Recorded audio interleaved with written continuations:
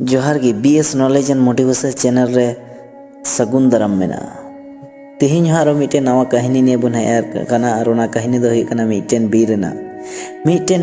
बीर रे उसूल मिटेन दर मिटेन चेणे तहन कान तना कटी परा उनी चेणे दो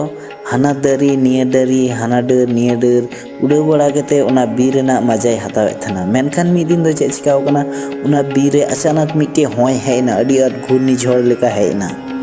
मेनखान उनी दो बांग बोतर केते उड़ाव बड़ाय कान थना चेदा से उनी बड़ाय कान थना उनी आया पूरा पतिया मेना ताया फकणे रे निया दरी रपुलन खा इन हाना दरी उड़ा और हाना दरी ना डर रपुलन खा इन हाना दरी उड़ा उनका केते अडी मोचे उड़ाव बड़ाय कान थना उनी बड़ाय कान थना इन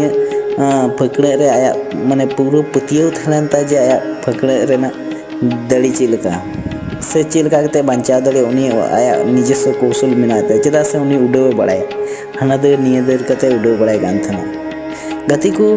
अबू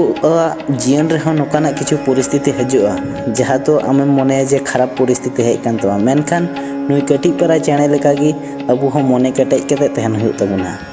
और विपरीत परिस्थिति रेगी बाड़ाय बुन जे अबुआ दो सब थेके भाली बुद्धि तुदु तबना विपद रे बाम पड़ा लेन खाय बुद्धि दो तिसकी बाम खटाव दलिया है से बांग उनका गी हुई कना नुया चेणे जेमन चिलका पतियो मेना ताय जे उनी विपरीत परिस्थिति रे चिलका बांचाव दलिया और अबू बुन बाड़ाय गया घुड़ी दो जहाँ से कना होया अंते गुड़ा हाँ से बांग उन्हें उनका कहते गे अबुआ लाइफ रे हो किछु सिचुएशन से लाइफ रे किछु टर्निंग पॉइंट नुका हजुआ जे आमा लाइफ रे माने खराब परिस्थिति हजुआ चेदा से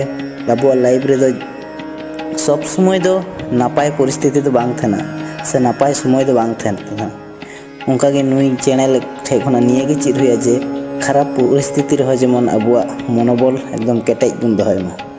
तिसगी बाबुन रपुतो मा मन केटेज केते अबु परिस्थिति बुन सामड़ावा